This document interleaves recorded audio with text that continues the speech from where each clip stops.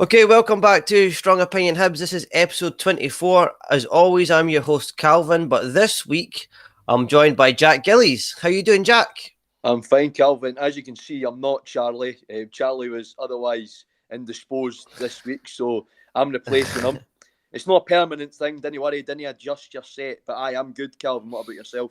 Listen, I tell you, Charlie, no style, no bottle, banks out was the claim for the fans, mate. So we've gave the people what they want. What's this, your fourth appearance? So yeah, going for the 10. Exactly, I go for 10 in a row. There's some shout for you. No, obviously Charlie's not able to join us this week, but he has recorded a wee short segment and sent it over to us. So we'll let you hear from Charlie shortly. Give his thoughts on the Ross County game. But he's in Belfast working this week, so we've invited Jack along with the podcast, which is going to be great. The last couple of times you've been on, it's been really popular, mate. Ken, you're vocal on Twitter, got a big following yourself, and working with the Hibs Academy as well, the Girls Academy. So, it'd be great to have you back, mate. It's good to be back. How was your weekend, mate? Was it good? Did you enjoy yourself?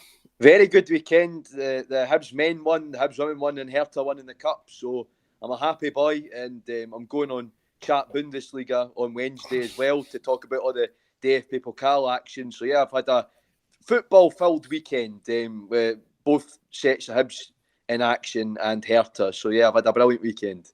And that's brilliant, mate. Hey, if Carlsberg's done weekends, yeah, there you go. Perfect for you, mate. Would have been perfect. It's been good. Mate, we'll just jump straight into it. Well, quickly chat about the Ross County game. I was obviously there. I was lucky enough to get a ticket in the ballot. Me and my girlfriend went first game of the season. It was really good. You caught the highlights, mate, because you obviously went at the game. You chose to go at the Hibs women game instead, eh? Yeah. I was over at Volunteer Park, which was good. I thought it's always good to show support to the girls, plus getting to Edinburgh was going to be a bit of a nightmare with the old RMT strike. So, yeah, I thought I'll go and show the girls my support because Armadale's not that far away from me on the bus. So, aye. Right, mate. Looking forward to coming to that in a wee second. But what was your sort of thoughts on the Ross County game? How would you sum it up in one word? A 3-0 victory at home? Amazing. I think completely different for the last time we played them at Easter Road. That was a 2-0 loss. We were like a different team, to be honest. I absolutely loved it. From what I saw, we saw Boyler's screamer at the game because Tracy, who's on the board at Hibs Women, she had the game on her phone. So we saw Boyler's screamer after the game. I was like, your man scored a brilliant goal after. I saw Rachel at the end. It was like, your man scored a brilliant goal. So, fantastic from Boiler there. And, apart from that, just an excellent performance against Ross County. Can be a difficult team to play. Doige, that's just typical Doige, brilliant. I love that header. And McGuinness, it's the trio of dreams. McGuinness, Doige and Boyle at it again. Really impressed with McGuinness. I'm sure we'll talk about that a bit later, but McGuinness was absolutely fantastic. He's like a new player ever since he come back, and he's really, you can tell he wants to prove the doubters wrong. I was one of the McGuinness doubters originally. I thought he's just a waste of a wage. He's obviously injured himself. He's going to be on the treatment table more than he's going to be on the pitch. But fortunately for him and fortunately for us as a support base, he's really come out and we're getting the Kyle McGuinness we bought for St Mirren. I did say that on Thursday night after the Rijeka game. But yeah, McGuinness, absolutely fantastic again. And overall, we got the job done. It was nice to see Josh Doig back in the team. Well, more than job done. It was fantastic. Second half, we were just workmanlike. Did what we needed to do, and that's what that's all that matters. Ross County didn't really have that much in it. I've seen a few folks saying, Macy could have done a bit better with a few of his throws out, and Poaches was being a bit of a bomb scare at times towards the end. But that's folks' opinions on Twitter. I wouldn't pay too much attention to that, as we know how Hibs fans can be. But I think it's an excellent performance, an excellent display, and we've come on leaps and bounds, even in that short period of time, against a team that sometimes we can struggle against. So really happy, and especially how the defence seemed to have marshalled Ollie Shaw, because Ollie Shaw is a big threat at times. So yeah, that's my sort of analysis for what I saw in the game. Fantastic performance, well done, Boiler. Some folk are saying it took a deflection, but I'm not going to let them say that. It was a brilliant goal. no matter how many it took. And Doige doing what Doige does best. Aye. So McGuinness was absolutely fantastic. And, you know, like I was saying, completely different player. And it's good to see the progress against Ross County as well, because, like I was saying, again, to reiterate that point, they're no an easy team to play on their day. You know, we've had some painful memories against them at Easter Road, the 2-0 last season, then Heckenbottom when he was still around, bottling a 2-0 lead. It was Josh Vela that was at fault for that goal. I remember that day. I was not a happy bunny that day, but I was not a happy Hibs. So I think brilliant against Ross County. And like I said, I saw the highlights. Just great performance in the first half, buried the game. Second half, workmanlike, just got over the line with a clean sheet. So very, very happy with how we got on. Aye, you're absolutely right, mate. I would say the word I would use is probably frightening. I thought Hibs were absolutely frightening in the first half. I mean, it's some of the best football I've ever seen them play. I mean, I think Ross County set up definitely to try and break us down and stop us playing, you know, kick us, try and be a bit ugly, get in our faces. But, you know, we just got the ball down and we played football. We passed it, nice 1-2s, great movement off the ball, lots of fakes and dummies for the strikers and the midfielders. And the way they worked the ball was absolutely superb. And as you said, they were thoroughly deserved a 3-0 win. They were absolutely superb. One of the things I noticed this week as well is there were quite a lot of people complaining about that second half performance. Obviously, because, you know, had we kept on playing at that intensity that we were playing at, we could have easily ran out, you know, 4-5-6-0 winners. However, for me, I think it was a masterclass by Jack Ross, and it's not a term I use very often, but it was a brilliantly managed game. The way we got on the ball, we got ourselves in front, obviously, and then the way we seen that second half. I mean, I think folk are forgetting we've got a massive game on Thursday night. I mean, if we win 9-0 or if we win 3-0, we're still going to get the same points. I understand the goal difference in that, but for me, I didn't think it's necessary to look into that this early on. Exactly. I think get the clean sheet in the second half, the team will be fully confident. Everybody had a great game. There wasn't any passengers. Everyone was worthy to wear the shirt. And I just felt like, you know, you have to be realistic and think, look, we're playing next week. We can't get too ahead of ourselves, you know. We have to be mindful that Rijeka are a good team. And to be honest with you, I think we had one eye on Rijeka already. I could tell. So I think a lot of people just need to keep that in mind, when they're battering on about Hibs were poor in the second half. Have a word with yourself. But no, mate, one of the things I was going to say is, as you said, mate, Christian Doige, we saw some of his link-up play against Rijeka's the holding up of the ball. I thought it was fantastic at that the weekend. What was your thoughts on that? Definitely. I saw that. You know, like I said, I've only seen highlights, but the header, you will not see Kevin Nisbet do that. And it's simple as that. Kevin Nisbet is not that sort of striker. Doige, he gets up. He's a big guy, Doige. You know, folk don't think he's very strong. He doesn't look it, but he is. He's a very physical player when he wants to be. Gets up, puts the heat on it. Keeper's got no chance. I like that about Doige. He's a bit old-fashioned. He's no nonsense. There's no flair. He'll work hard and he'll put the ball in the net when he can. That's his non-league pedigree, if you like, coming through. You know, he's an ex-copper that used to be playing in the Welsh League and for Forest Green. He's not going to muck about. You know what I mean? And that's it. You know, he's playing teams like Sutton United and that. He's used to non-league defenders. He's used to Steve the Plumber coming to, you know, absolutely poleaxe him. So he goes to get stuck in there, and that's what I like about Doige. And I prefer that. I prefer your workhorse striker, to be honest. Fancy flair player. You know, you can do all the step. This one's aimed at you, Florian Canberra. You can do all the step over you want, but it's not going to score a goal. You know, I'd rather just get up, get battered in there, break his nose in the process if he has to, and get the ball in the back of the net, than do 100 step overs and get sat on his arse. You know? Exactly. It was superb, mate, just as you said there. Speaking of burst noses and things like that, Hanlon with the second headband of the week. I don't know if you've seen that. He knocked his head early on and he had the bandage back out as well. Yeah. I think there's a great marketing ploy. I mean, I think they could start selling those bandages in the Hibs shop, Paul Hanlon head bandages, but Hanlon's headband. Try and get a match one, but nah, fair play to that. He'll be getting sold on the Twitter for about 40 quid now. Match one Hanlon headband. Marketplace. Exactly. But Paul's a warrior. You know, I said that on Thursday. Paul's a warrior, and a lot of folk, including our friends Charlie, are not his biggest fans. but I've always loved Hanlon. I love Hanlon, and that's it. You know, him and Daz McGregor will run through a brick wall for Hibs, and you know what I mean. And Paul, he's had 2 brick walls to the head this week, so fair play to him. You're right there, mate. He's probably quite similar to Ken Considine up in Aberdeen. Ken, he's always sort of, you know, a 7 out of 10 or an 8 out of 10. Never really puts a foot wrong. Ken, at times, Ken, there's no flair with Hanlon. It's just he just plays the game well. He does the easy stuff well, and he plays well, you know. And I think a lot of people can get his back. But I've had a, you know, at times I've wondered if he's captain like material in terms of being vocal on the pitch, because when I used to play, I was vocal. I'd tell people, do this, do that, do this, do that. Ken, if we're getting beat, I'm the one, because it hurts. Ken, and when it's Hibs, Ken, I'd be shouting for personally, but the guy's obviously just got a different personality. He's a gentle giant, but he's a good player, mate. And I think he's taken the captain role really well. Definitely. So, what do you think of the team spirit at Hibs now? Fantastic. You know, I think at times last season we did have the good team spirit, but sometimes it looked like, you know, some of the new lads were getting used to each other and everything like that. And then beforehand, you got managers that didn't really focus on that. Like Heckingbottom lost the dressing room pretty early on, or at least that's the impression. Yeah. And you go even further back to John Collins and everything like that.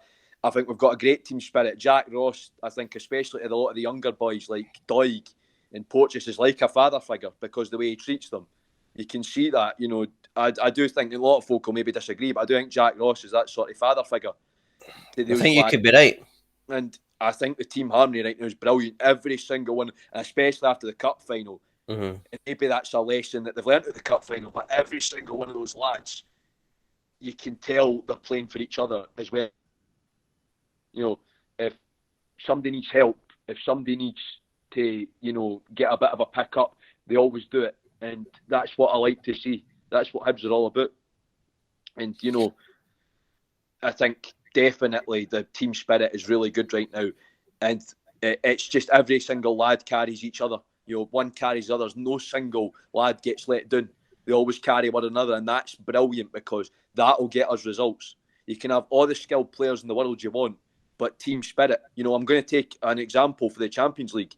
When Steaua Bucharest beat Barcelona in the Champions League final back in the 80s. Steaua Bucharest, you know, technically amateurs from Romania. The team spirit got them there. Yes, they had good players, they had you, and everything like that. But every single well-respected football pundit in the world says that Steaua Bucharest team won on team spirit, and that's what we have, and that's going to win us games. You know, if we do qualify for the group stage, we could be coming up against the likes of Union Berlin. As much as I hate them, they're a good team. Tottenham, Roma, some of the big boys at the big leagues. That team spirit's going to get us to results against teams like that. It just seems like a lot of people enjoy playing for Hibs, kind of like Boyle and all that, and even Nisbet, the way he's managed to turn himself around after he sort of got the knockback in terms of signing for Birmingham and that, you know, that Chris Muller that's joined the squad, he seems like a bit of a character as well, like nice lad. It seems to be a good thing to be a part of. Like, I think they're, you know, I think the spirit is really good, and I think you can see it paying off in the pitch. They're all celebrating the girl, and they're having a laugh, and they're celebrating as well. And a couple of weeks ago, Ken, they were recording the sort of the goal celebrations that they're going to do for the Twitter, Ken, and they're all having a laugh with Boyle lifting his top up and doing all of that, Ken. It seems, And there's a lot of characters in the dressing room, which is again brilliant. You know, another team like that, Wimbledon, the crazy gang back in the day. You know, that's what I said. You know, you can have all your Ronaldos, Messi's, whatever. That's fine, but football's a sport of also, do you want to play? And you can see that. You can see Boyle's loving life right now. You know, 5 goals in 5 games. Doig is loving life. That is what it's all about. And I think you can play football for the money all you want, but if you play it for the love of the sport, you're going to try 100 times harder. No, you're absolutely right, mate. You're absolutely right.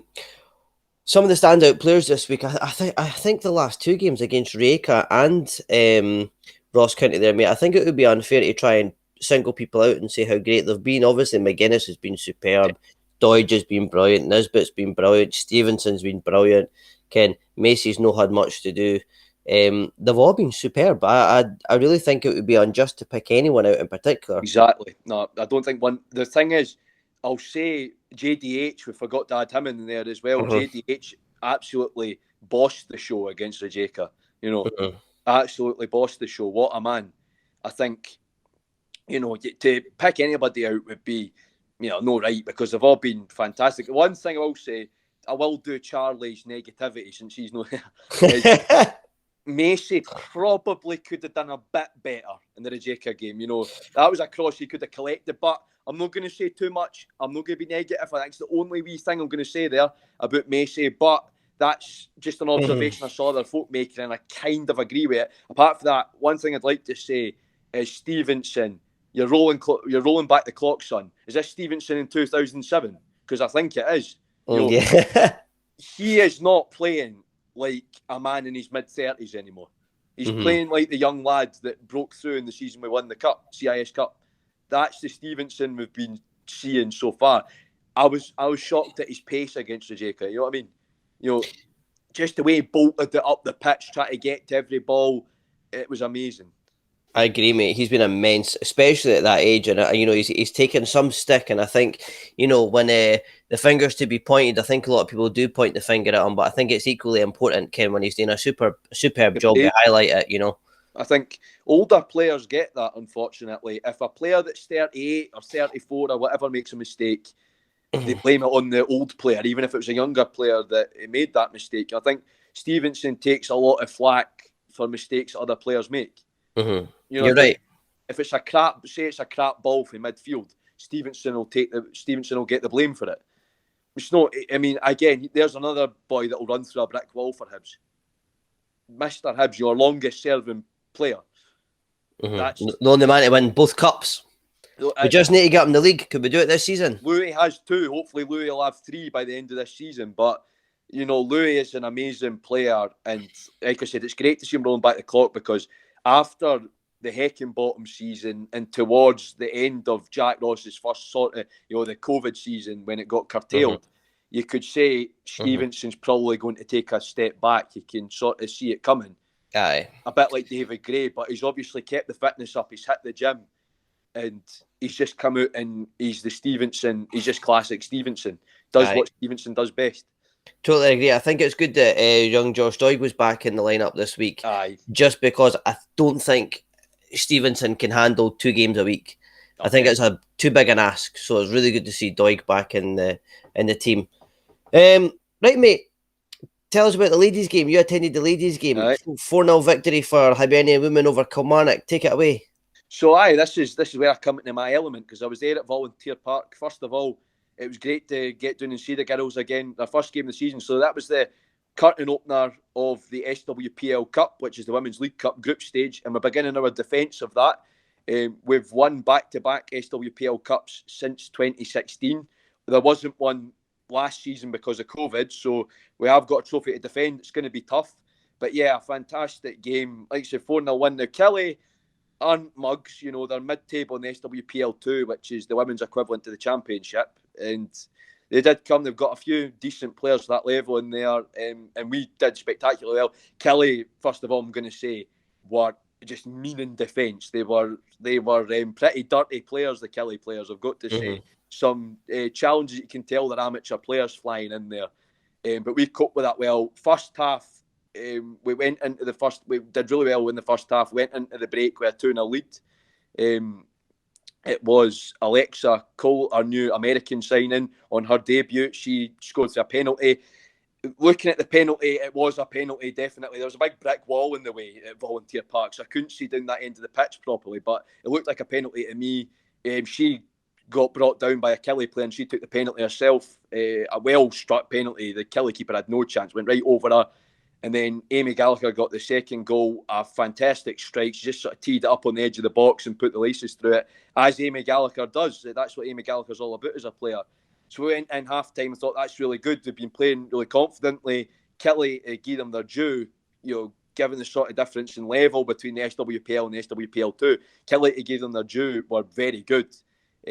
Playing some actually quite good football at times. We went out in the second half and then just got the job done.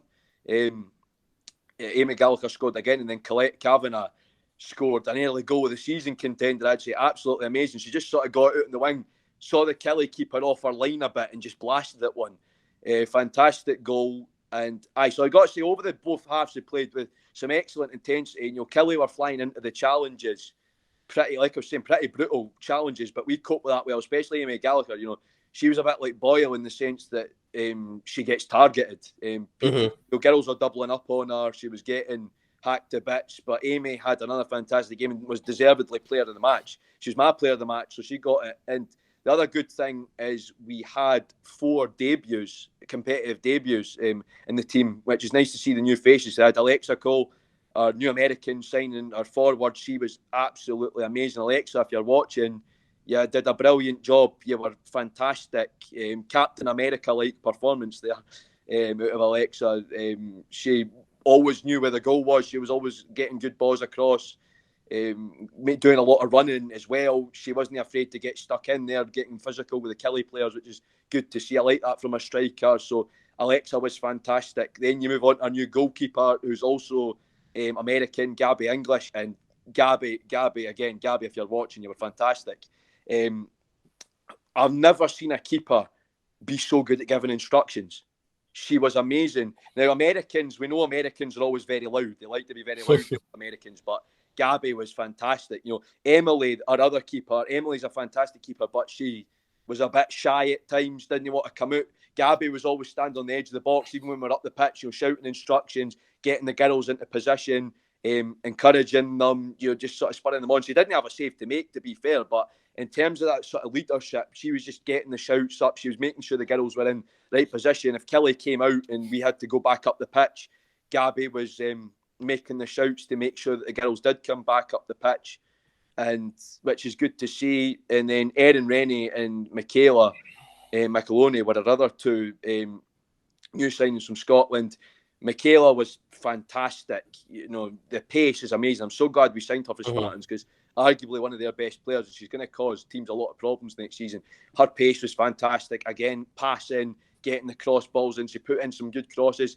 I think Erin was all right. I didn't really think she did much in the game, but she didn't need to, because we were playing so well when not really going into the midfield much, that we didn't play about it much in the midfield, which is good, because we're just utterly dominating the game. Every time we got the ball, we were going forward. I think, like I said, Killie hardly had a chance, but I thought Erin was brilliant. I thought she could have done a bit more defensively at times, but she pulled her weight still, and I'm confident we'll see more good stuff out of Erin. So it was an excellent performance and an excellent sort of opening to our SWPL Cup defence. Talking about Amy Gallagher, like I was saying, a brace. Absolutely fantastic from Amy. She was on fire, as she usually is. And I think what really annoys me about Amy Gallagher, and Siobhan Hunter put up on Twitter, is Amy is so underrated. Nobody talks about her. She's criminal. She's not got a Scotland call-up yet, because she really deserves it. The work rate she puts in. She's a goal scorer. She bolts up the wing. She's all over the pitch. She can shift into the centre as well if need be. She isn't afraid to put her weight about either, and get stuck in. And nobody's talking about it. And if she played for one of the 3 Glasgow teams, if she played for one of the Old Firm or Glasgow City, what would we be talking about? And she'd have a Scotland call-up. That's usually the way, isn't it? Yeah, exactly. Only look at the Glasgow. Unfortunately, it's a Glasgow 3 in the women's football instead of a Glasgow 2.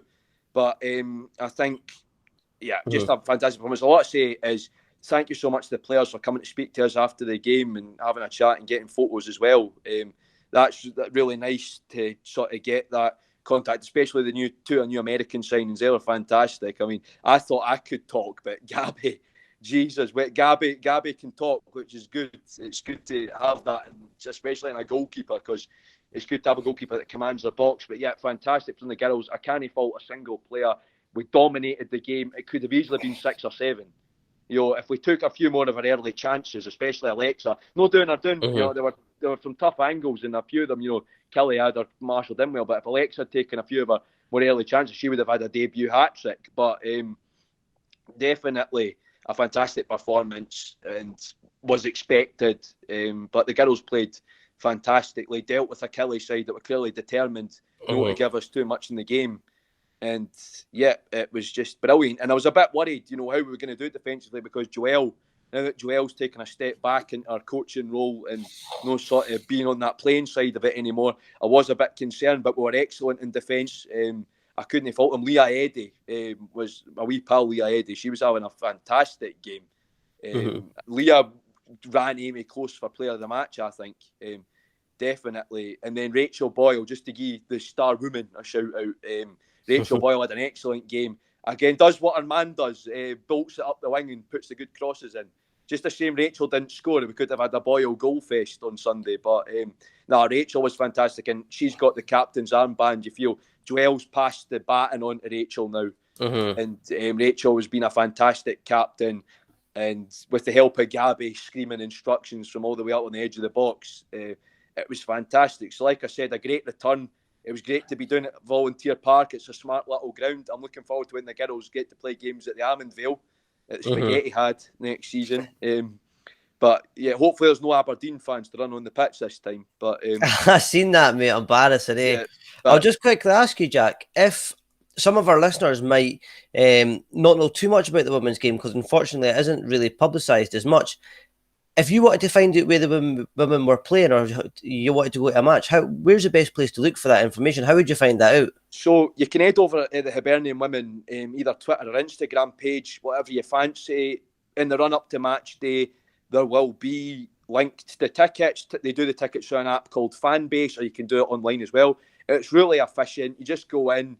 You need an account, but you don't need to worry about that. You just go in, you select your ticket. Once you've paid for it, they'll email you an e-ticket, and either Stuart or Tracy, who work for the women's team, will come and scan that for you when you get into the ground. So, it's really easy, and I recommend that you do go. And only £7 for a adult ticket as well. So cheaper than a Scottish Cup or even a League Cup tie in the men's game. So get yourself along. It's £7. You're witnessing our girls at the top level of Scottish football at that top table. And as you said, if you ever watched any of the Women's Cup or anything like that, the women's have got a good side, and the Hibs women's team's always got a good side. I tell you what, sometimes I've thought about making the women's team my first team rather than the men's team, because the women's team seem to be a hell of a lot more successful. Well, I think definitely they've won God knows how many league titles. I've lost count. I think we've won the Scottish Cup about 7 or 8 times, and like I said, we've won 5 back-to-back SWPL Cups as well. So, you know, that's more trophies in the space of about 20 years than the men's team have won in 143 years. So, definitely, but yeah, the girls are fantastic, and we're talking about team spirit. Every single one of those girls has each other's backs.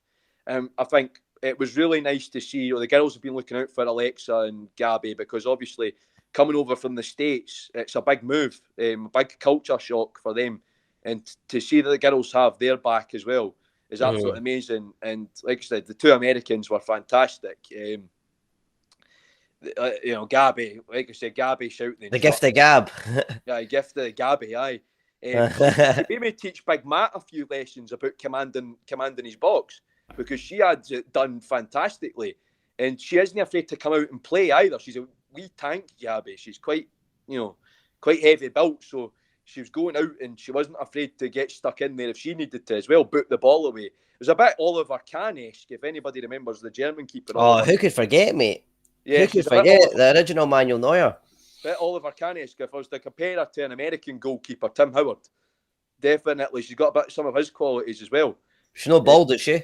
She's not bald. Don't worry about that. She's not bald with a beard. It's all right. She has got a few of Tim's qualities, though, in terms, not being afraid to come out and get involved. In Alexa, like I said, I've never seen, she's going to develop into one of the best strikers in Scotland. I can tell you that now just for seeing it. And she's young. She's coming over here from the college system in America. She's not played for a proper league team yet. She's only played, how America love their college sports. She's been playing for her state college. So it come out here and adapt to league football in a very different way of playing the game over here so quickly was amazing. And a goal on her debut and a fantastically struck penalty as well. And, I think it shows a lot of guts. If you win a penalty, you don't usually want to take it because the nerves are there. It shows a lot of guts. She was straight up off the deck after what was a shocking challenge from the Kelly player. And she was right up off the deck, right, I'm taking this penalty. And it was amazing, well-struck penalty. Like I said, the Kelly keeper didn't have a prayer at all to see that. And she's a really nice player, a nice person off the pitch as well. She had a good chat with me because her brother plays NFL. He's at the 49ers just now. So all right, cool. Keep an Is eye that out for him. Gabby's brother does? No, that's Alexa's brother. Alexa's brother, right? Okay, cool stuff, mate. He's out at the 49ers now, so I have a good chat with that. And I said to her, right, we're getting you along to a rugby game so you can compare it. So we're going to get along to Scotland against Tonga if we can on October the 30th. So in the Autumn Cup. So hopefully she enjoys rugby, as long as she doesn't say it's a touchdown and anything like that. But yeah, the girls are fantastic, and it's Hibs class really. And I've got to say, moving away from the girls onto Dean, the manager. Dean was set us up tactically spot on, very attacking, which is great because it's very easy to sort of be complacent against a side in a division below you. I think we've seen it for the men's team numerous times. Complacency sets in and you end up getting embarrassed. But Dean had us out on the pitch, and you could clearly see that he drummed it into the girls that don't let up, just keep going for them. And that's what I said. It could have easily been so much more than 4, but we didn't give Kelly a prayer. And I will say, to give Kelly their due, they played above themselves at times. Like there's a mid-table SWPL2 side. They had some skillful players in there. Their number 12 especially, she was really good. But they didn't have names on the back of their shirts, so I have to work off numbers. But yeah, we were absolutely fantastic. And Dean had us set up tactically spot on. Dean is really doing a good job. I think at the start, a lot of folk criticised him because he'd just come out the academy from the under-23s and nobody really knew him. But now that Dean's built his squad and he's got them playing the sort of football he wants to play, it's all going really well. So I've got to say fair play, Dean. And again, one of the nicest guys you could ever meet, Dean Gibson, a fantastic manager, a fantastic guy. And yeah, his tactics are working wonders because we're not afraid to go and attack teams anymore. We're up there, we're playing with a lot of intensity, we're seeing a lot more of the ball, we're utilising our fast wingers like Shannon Leishman and Amy Gallagher, and yeah, just absolutely fantastic. Full of praise for Dean and the girls. Like I said, Amy's my player of the match, and well done to our 2 Americans for their successful debuts, Gabby for a clean sheet and Alexa for a debut goal, and well done to Erin and Michaela as well for 2 good debuts. And yeah, good luck in your next game, girls, against Dundee United. That's our second game in the group stage. So, confident start. It's a group we're expected to get out of. We've got Forfar, Farmington, Stirling Uni, Dundee United and Killie in the group. So, we are expected to confidently get out of there. But good luck for the trip up to Dundee United. I don't know where they'll be playing that. I don't think Dundee United's women's team play at Tannadice. Right. So, I don't know where that'll be getting played. But good luck for the trip up to Dundee. And hopefully we'll get a good result up there and secure progression out the group soon and get into the knockout stages, because Celtic and Glasgow have had a few wobbles, so the trophy's ours to win. But definitely a lot of positives. We've got the competitive league campaign starting up in September with Spartans, so I think a lot of positives going forward. And I think it's a great advert, mate, for the women's game that you've given there. Say, but excellent performance, and thank you to the girls for coming over to speak to me and get photos. I know my support's appreciated over there, and I know the girls appreciate they appreciate the sport, and I appreciate them taking their time out as players to come speak to us, because you don't see enough of that in the game now. And really, if you start going to the games more, the players just become like your pals. You get to know them really well, and well, like I said, we'll know each other, and the fans are supporting the players and the players are supporting the fans. So it's a really good atmosphere, and yeah, a fantastic game to get back to, and great entertainment on a Sunday afternoon. And great, it's only about 20 minutes away from me on the bus at Armadale, so don't need to worry about the travelling too much now, because Ainsley Park wasn't the most convenient to get to. So yeah, a fantastic performance for the girls, like I said, and well done Dean for setting us up so brilliantly, and well done Alexa for getting a debut goal. Your nickname's Captain America now. That's sticking. I was going to call you Jonathan Spector because she's quite tall as well, but not much to go by there, mate. I think you've got a good one. As illustrious as Alexa's is going to, scoring on your debut compared to half an hour in a derby, isn't it? So, well done. I might call her Emerson Hindman.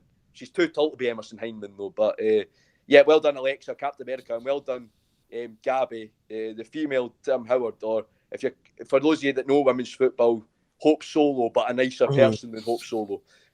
So yeah, brilliant result, and chuffed to get back to seeing the girls. Good stuff, mate. Good stuff, mate. You've given a really good advert for the women's game there, mate.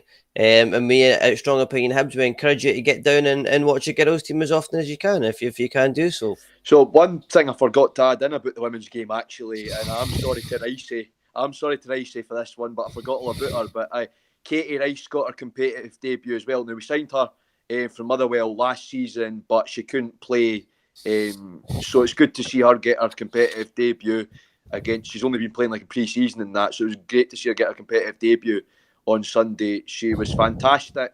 Didn't have much to do in the game, but she was fantastic. Down the wing, sort of supporting Amy. So I just thought I'd add that in. I'm sorry that I forgot about you, Katie, but like I said, I was too busy talking about the Americans to remember. So well done to Katie for such an impressive competitive debut, and hoping to see more out of her, because she was really impressive when she was at Motherwell. So I'm glad that she's finally getting out on the pitch in Hibs colours and we can see her play. Mm-hmm. Well, that's a cracking wee segment about the Hibs women's team, and that's something that we're hopefully going to lean on you for a wee bit more. Try to give a weekly analysis. Officially join the podcast team if you're up for it, mate. That would be absolutely amazing. I'd love to. That'd be great. Right, mate. So last week, me, you, Charlie, we were off to see Hibs versus Rijeka. Or Rijeka. How do you pronounce it? You're good with those foreign clubs? Rijeka. I'm not too sure about the Croatian team names. Aye, Rijeka. Obviously, we went to go see them last week. It was 1-1. And after the match, we got you to do a little post-match interview. So I'll just play that for the listeners now. Well, you join us after the 1-1 game against Rijeka, and I'm joined by Jack. So, Jack, what are you thinking after that? Well, we're definitely there for the taking in the end, Rijeka, but I'll take it. I'll take a draw. You know, it's no loss. And I was saying it coming into this, a completely different class of opponent to Santa Coloma. Fantastic team, Rijeka. You know, I watched a lot of their tapes of the Croatian league before we came over the day, and they looked like a fantastic team. I think we had our spells where we just had them all over the place, and you could tell they didn't like being ran at. You know, when we got Boyle charging to the wing, they absolutely just, you know, crapped it basically. I think in midfield they were great today. You know, Joe Newell was a bit of a passenger, but he's one man. I think JDH was absolutely amazing. That's the player that we bought. You know, I was really worried, is he going to be like McGuinness where he's off to a slow start, but he's been absolutely fantastic and deserved man of the match for him today. You know, absolutely bossed the midfield and really got things going in there. I think we could have been more clinical. For me, definitely, especially Mackay right at the end there. You know, you've got to score that, pal. You've got to score that, but it'll come. You know, he's a young lad. I'm not excusing the fact that he missed what could have been, you know, a chance to give us a wee bit of a lead there. But you know, that's that. Going on to their goal, I think sort it out, Hibs. You know, 3 goals in a row we've conceded like that. We do need an extra body in defence. I know Potter was saying in his interview that that's something that we are looking at, bringing an extra body in defence. We do need it, you can tell. But I've got to say, Stevenson, fantastic. Yet again, you know, he's rolling back the years. Stevenson is, and that's what you love to see because he's Mr. Hibs. Paul Hanlon, warrior, after getting that knock to the head. He done well. I think people know that I'm not Paul Hanlon's biggest fan at times. But he did well. He did well today. Porto, fantastic. I think Paul McGinn was so for me. You could tell Rijeka knew he was the weak link because they were pinging it out to him. I was going to say that. Just every time. Yeah, they were pinging it out to him, and then addressing our goal, I think it was scrappy. But you take it. You score them. That's it. I think Boyle's been listening to Doidge on the training ground because that was prime Doidge ball right there for Boyle. But overall, I'll take the 1-1 draw. It's a mountain to climb when we go out to Croatia, but it's doable. It's definitely doable, and you know, in the spirit of the day, 2-1 Hibs. That's what I'm saying for. That's what I'm saying for when we travel into Croatia. Do you think we have got the confidence? Obviously, getting the 1-1. Do you think that's going to give us a bit of confidence going into the game next week, or I think it's going to be a harder game? I think it is going to be an uphill struggle, but if Jack Ross drums it into the lads that it's doable, you know, away goals have been scrapped, which is huge.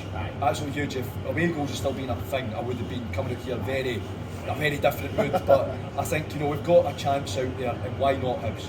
Why not? Hibs, we've got to go out there, get 100%. Look at what we did at Astros a few years ago. We weren't expected to.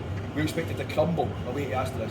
I think we can easily win out in Croatia, and we know where their weak spots are. I think they're so-called big players like Dumic and that other boy, Abbas. I think Dumic never saw him day in and once in that game. Abbas had his moments, but then got himself booked. Very silly challenge, and I think he was a complete master of the game. But then again, they had some excellent players. And I was coming back to listening about Santa Coloma and different class of opponent. When Rijeka were pinging it about their own backline, it wasn't sloppy passes, those were pinpoint. They were trying to build out for the back, you could see that. But I think my final words from this game are get the defending set pieces and crosses sorted, because we can't keep conceding goals like that. And well done to Martin Boyle for getting the goal again. Brilliant for Boyle. Well done to JDH on an impressive game. And roll on next week. Let's get something in Croatia. Come on, Hibs. Yeah, man. Right, guys. So that was Jack's thoughts on last week's game. What are you thinking going forward then? One of the things you mentioned in your interview there was that you felt last week that Rijeka they were there for the taking. You still feel like that going into next week?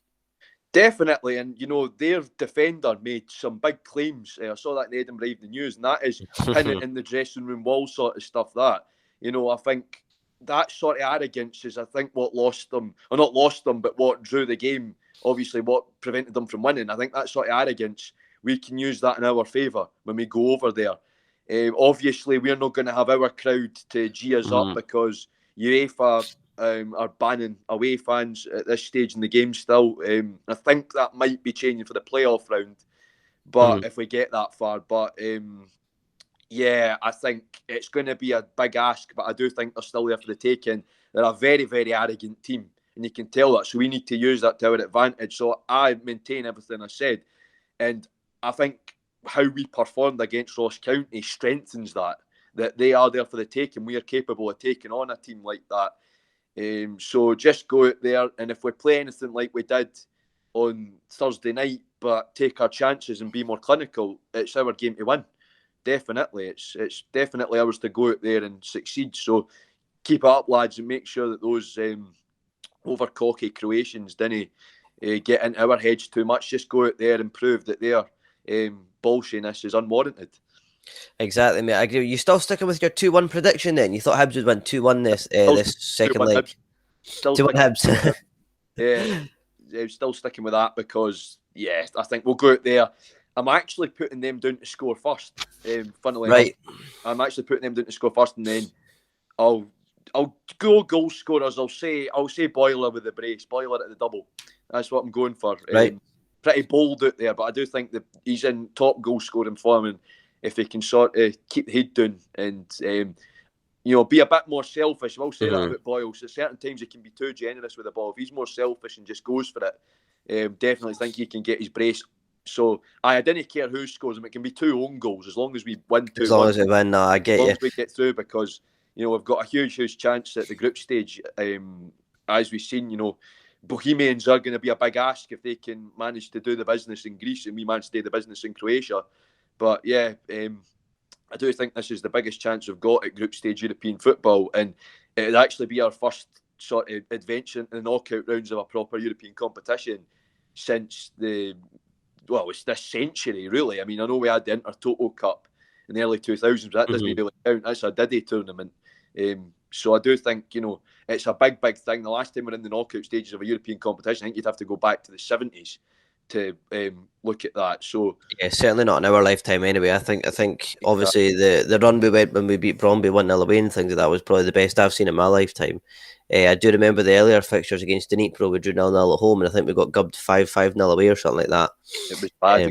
It was quite. Then obviously AK Athens and then, like I said, the Intertoto Cup. I can just remember that playing Odense in the Intertoto Cup in Denmark.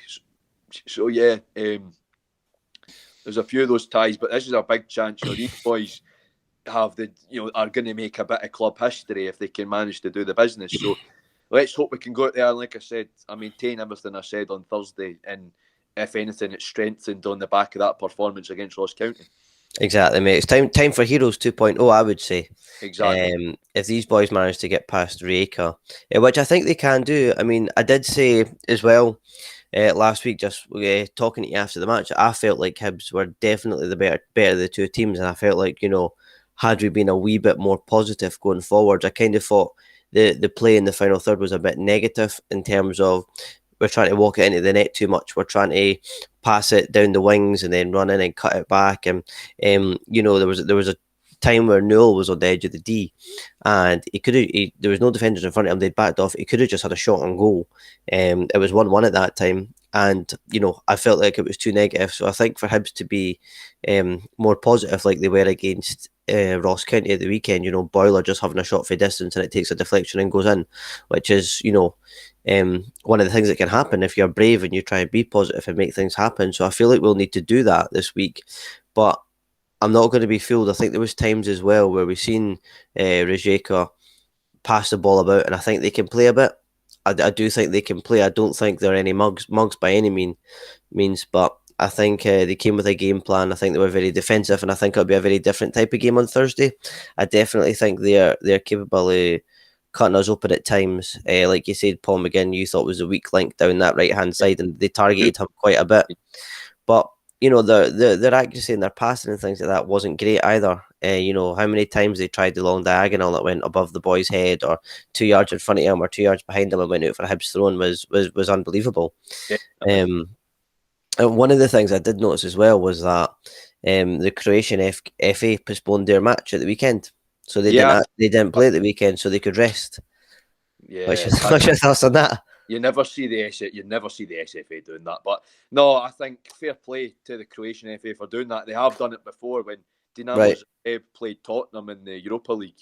They did that as well. So the Croatian FA are good at accommodating their sides in Europe, because that's a big thing. On the back of Croatia's good run in the World Cup all the way to the final, the Croatian FA wanted to sort of beef up the domestic games. So they have been promoting and helping their sides in Europe, which you were thinking the SFA would maybe do the same after Scotland got to the Euros, but no. But I do think that gives them a bit of an advantage. But at the same time, our lads are professional footballers. They should be used to playing these amount of games. Newell came to us from a League One team. They play, they're playing 40 odd games a season, 46. They're playing 46 games a season. League One's pretty stacked up. So players like Newell that we got for League One, and Doige, obviously we got him for League Two. They're, like I said, that's both 46 game leagues. They'll be used to playing regularly, and obviously they've got all the cups that these lower league teams in England take part in. So they'll be used to it.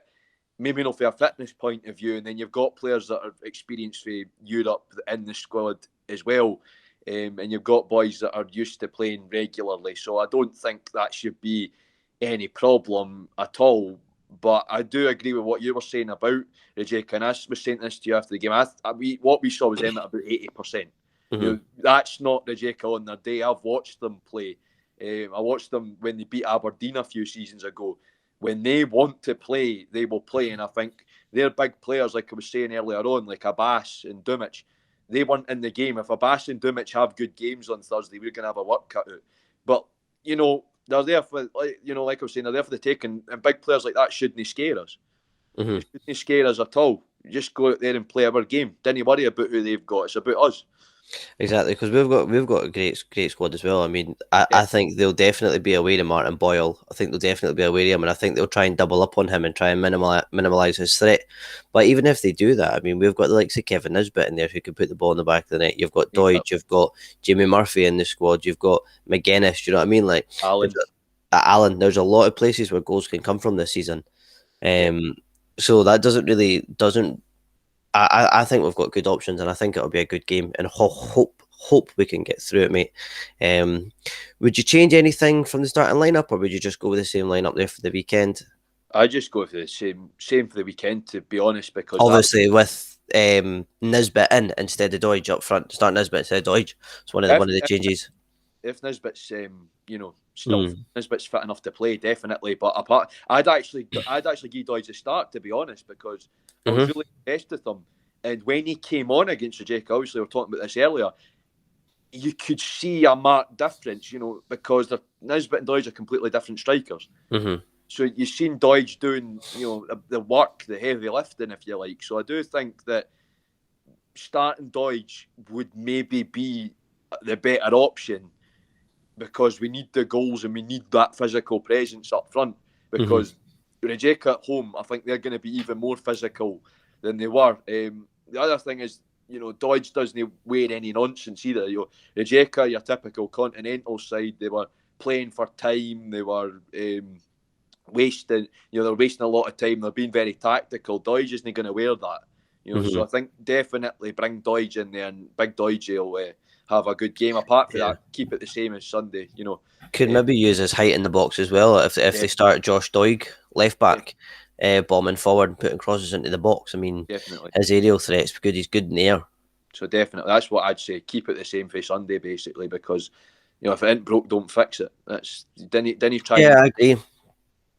I think one of the things I thought I was a wee bit critical of Jack Ross last Thursday was I think he made the right subs, but I think he just made them maybe 10-15 minutes too late. Yeah. I'd like to have seen him bring Scott Allen on. I mean, that game was crying out for like creativity, or like, a pass that would unlock the defence in the final third, for someone to put the ball in the back of the net. And you've seen that right at the end where Mackay got onto the ball. I just feel like that's got...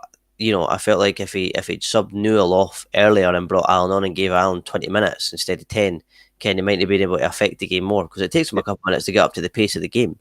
Do you know what I mean? Yeah, that's definitely something. Newell, to be honest, I don't criticise Newell very often because I do like him as a footballer. But in that game against Rijeka, he had these moments, but he was a bit of a passenger, if I'm being honest.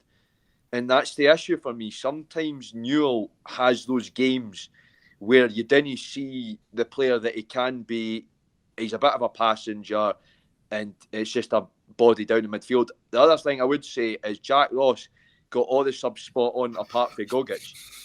It's one thing to chasing the game. You've got a second leg to go into. You've got a chance to win it. Bearing in mind you've got to look ahead to the second leg. Why did you bring on a defensive midfielder? Yeah. Why do you make a negative change? That's the only thing I'll say against Jack Ross in that game. Apart from that, I thought he got it spot on. Why do you bring on that? Just to me, what that signalled to me was we're happy with the draw here. That's what that signalled. Yeah. Maybe that's me picking up the wrong signal. I didn't ken. But I do think bringing on Gogic wasn't the most sensible change he could have made. Then again, I'm not the one with the gold licence for the SFA. I've only got a gold badge on Football Manager, so you're not got the shiny white trainers either, have you? I've not got the shiny white trainers. No, I've got the tatty old Lacoste trainers. But apart from that, I say Jack Ross, I agree with you. They got the sub spot on. They're maybe just a bit too late, but he got spot on with what we needed to do. But Gogic, in that situation, you didn't bring on a defensive mid. It's interesting that as well, because I think I do think we were happy with a draw. But at the same time, I do think that, I think a lot of fans would have maybe taken a draw before if he'd offered them before the match. So it was difficult because I came away feeling disappointed last Thursday. I thought they were definitely there for the taking, and we should have, on the night, I feel like we could have scored two or three or four. Yeah. But at the same time, a lot of the bombing down the wing and the cutbacks from Boyle and things like that was like 2 or 3 of them we had, and it was Nisbet like straight at the goalie. Do you know what I mean? So it's hard to say, but maybe should have won it, because there was a lot of chances we had as well that were sort of just half chances, and they didn't seem like they were struck with a lot of conviction. Do you know what I mean? It was kind of like half-hearted, a wee bit of disbelief in ourselves. I did feel that as well. So I think 1-1 was probably a fair result, but I do definitely think if we're a bit more positive, we could take them. Like, definitely 100%.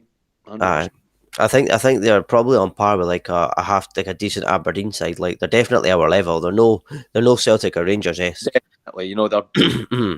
You look at a team like Rijeka, you look at the Croatian League. There's a big gulf in class. It's a bit like Scotland. There's a big gulf in class in the Croatian League.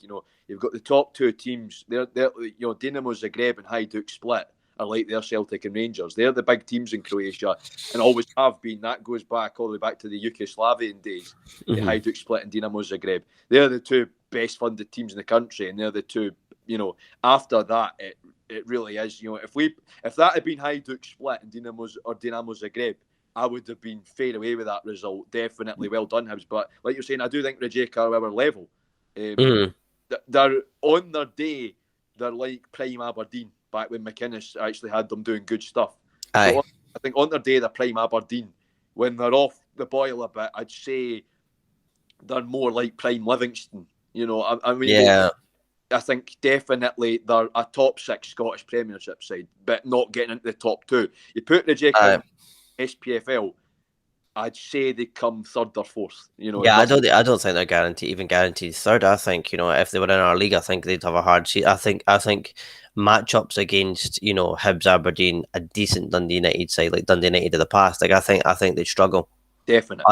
Maybe not struggle, but I think it would be, you know, I think they'd give as good as they got. Yeah, you know what I mean? Like I said, it's like Croatian football is like Scottish football. You've got Dynamo Zagreb and Hajduk split like in Rangers over there, and anything below that, there's just a big gulf in class. Right, so you're sticking with your prediction 2-1 Hibs? 2-1 Hibs. I'm going to go. That's a hard one. I'm going to go 3-1 Hibs. Well, I like the confidence. I don't know why. Because I don't know why. Just the first score that came up in my head. I'm going to go 3-1 Hibs. I think they'll surprise us. And I think it'll be. I think Nisbet will get on the score sheet and Doidge as well. Probably McGuinness as well. I think we'll do them, mate. Definite. Right, mate. Next weekend after we play at Rijeka, we're up against Kilmarnock at home in the cup. Can we replicate the women's performance, the 4-0 victory, or? I'm really hoping it's the same competition as well, technically. So obviously the SWPL Cup is the women's, like I was saying, is the women's equivalent to the Premier Sports Cup. You know, Kelly, I still think there's not a side to be underestimated.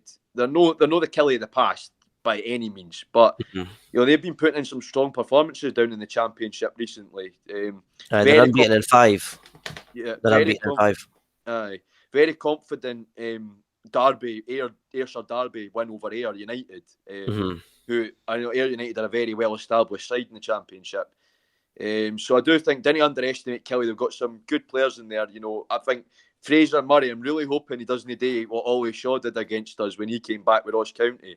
So I do think Fraser Murray's a player to watch out for, but I think we'll get a comfortable result. I don't think we'll be anywhere near as comfortable as the girls were against Kelly, because like I said, that was 4 going on 7 against Kelly at Volunteer Park. I think the men will get a good result. I'm going to say 2-0. I think that's a good result, mate. 2-0 Hibs as well. Because Kelly will come and be solid. And like I said, they're still a decent side. They're no mugs. They are expected to come straight back up. So I do think we're going to find it a little bit difficult. It's going to be a cagey game probably, but I think we'll get there in the end. 2-0, secure progression, and obviously the Premier Sports Cup, the Betfred Cup, it changes its name more times than Kendall Jenner. I do think that it's definitely a competition that we should be aiming to win. We're in it to win it. Because as we know, the Old Firm don't care about the League Cup that much. We saw it last season. If they turn in a title race with each other, they're not going to care about the, as they call it, the Diddy Cup. But I definitely think it's a competition that we should be in it to win it, because that's, you know, the Scottish Cup, it's okay. The Old Firm are actually going to try in that, because if you get the double, it's the League and the Scottish Cup that you want. So I definitely think, you know, the League Cup's a trophy we should be really aiming to win, and I'd love to see that come back to Easter Road, definitely. Come back to the trophy camp to Easter Road, because Jack Ross does deserve a trophy, in my opinion. A lot of folk write him off. You know, he had that painful one with Sunderland in the playoff final. He's had all the nearlies with us, so I definitely think the League Cup would be good. But let's just get that 2-0 and get out the way, get Kelly out the way, and hopefully get a good wee run to at least the semi-finals. So I'm confident, but I do think it's going to be a cagey game and nowhere near as good as the girls did against Kelly by any means. But I think we'll get past them regardless. They have got some established Premiership players as well. Like, I'll just run through some of the players in their teams, because quite a lot of folk will think it will be a walkover just because of the turnaround they've had. I think they were quite similar to us when we went down. Like, they lost the majority of their squad, We've got Naismith, who I know a lot of us will ken, obviously. Jason Naismith. I think Fraser Murray's going to be. He's sort of come into his own when he went down there. after that, on the back of that successful loan spell at the Powers. You've got a few. You've got I think, was it Kelly that Stephen McGinn went to? I think it was Super Stephen McGinn. Got Super Stephen McGinn. Hopefully he's not as super as Paul. Exactly, but he's a very established Championship player. I was a Premiership captain at St Mirren, so I definitely think he could cause us a few problems in midfield. So they've got a few established players in there. They've still got Chris Burke. They've got Dylan McGowan, that's Gowser's wee brother. Liam Polworth, who spent quite a lot of time up in Inverness. Fraser Murray was obviously with us. Stephen McGinn. So they've got no bad side. I mean, they've some, recognisable and some sort of veteran type of SPL players in their side. But I think for me, I do think we have enough to get past them, and I definitely think this is a type of game. If we do progress against Rijeka, I would be resting quite a few of the players in this team. Yeah. I would be looking to see Josh Campbell maybe come in and play a part in this game. Yeah, a few others, a few other sort of fringe players, and some of the younger lads, definite, because we get past Rijeka, we just rest the squad up, but I definitely think complacency is something you'll need to watch out for, because like we've just said there, Kelly have got a lot of well-established Premiership players. So, Denny, we've got to give them respect. Don't be complacent, because it would be quite silly to get knocked out by them in the first round. So, yeah, definitely we need to watch. But I would rotate the team a bit. I'd also give Dabrowski a chance between the sticks in that game, because... I was actually having a chat with Tracy about him at the women's game, and we're saying, Dabrowski, he's a very determined young man, and he's saying he's not there to be number two. He is wanting to prove to Jack Ross that he can be the number one goalkeeper. So I think Dabrowski deserves a shot against Kelly to sort of prove himself in a competitive game. So I would like to see Dabrowski play in that game as well. I think that'd be good for his development as well, as long as he gets maybe we should do a cup keeper. But potentially just a League Cup keeper. Maybe keep Macy for the Scottish. A lot of German teams do that. Us at Hertha, we do it. Jarstein plays in the Cup, and then we play Schulau in the league. So a lot of German teams actually have a keeper that they bring in just to play in the Cup. So I would like to see that from Dabrowski, League Cup, and then obviously keep Macy for maybe the bigger Scottish Cup games, and Dabrowski can play if we get like a Championship or a League One team, play Dabrowski against them. I would like to see that, because the lad needs the game time. And you're bearing in mind, when he was out on his various loan spells, especially at Dumbarton, he's played against a lot of these teams. So he does deserve his shot. Exactly, and I think we mentioned in the podcast a couple of weeks ago that, I think both keepers was the first time in a long time that we've actually had two really decent keepers, like decent keepers. And he's been around the club for quite a while as well, Dabrowski. Yeah. So I think, it's either make or break. I feel like Hibs are really bad recently in terms of bleeding players through. I think, we've obviously had a one-off with Josh Doig in recent years, but I mean, even like, say, Ollie Shaw, Fraser Murray, these types of guys that haven't really had their chance in the team. So I think in terms of a goalie, I think he definitely needs a shot somewhere along the line this season.